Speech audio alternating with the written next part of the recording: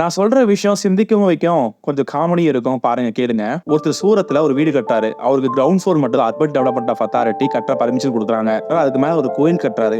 அந்த கோயில்ல பார்த்தீங்கன்னா, அயோத்தி அன்னைக்கு ராமர் சிலை ஓப்பன் பண்ணாங்கல்ல, அதே நாளைக்கு இவரு வீட்டுக்கு மேல ராமர், லக்ஷ்மண், சீதா இவங்க 3 பேத்தையும் வச்சு ஒரு கோயில் கட்டாரு. அங்க டெவலப்மென்ட் ஆஃப் அத்தாரிட்டி என்ன சொல்றாங்க, இத நீ ரிமூவ் பண்ணுப்பான்னு சொல்லியிருக்காங்க. அதுக்காக என்ன பண்ணியிருக்காரு, நரேந்திர மோடி சிலையும், யோகி உத்தரப்பிரதேச சிஎம் அவரோட சிலையும் வச்சிருக்காரு. இதை வச்சுட்டா யாரும் இடிக்க மாட்டாங்கல்ல. அதுக்கப்புறம் 7 நாள் நோட்டீஸ் கொடுத்துருக்காங்க.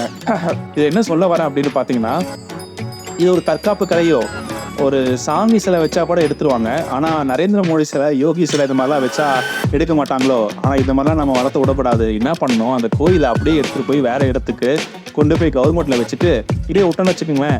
ஏதா இது ஒரு ப்ராக்டிஸா வீட்டுக்கு முன்னாடி ஒரு சிலை, என்னோட ஃபிளாட்டுக்கு முன்னாடி ஒரு சிலை, இந்த மாதிரி வச்சுட்டு போயிட்டே இருப்பாங்கல்ல.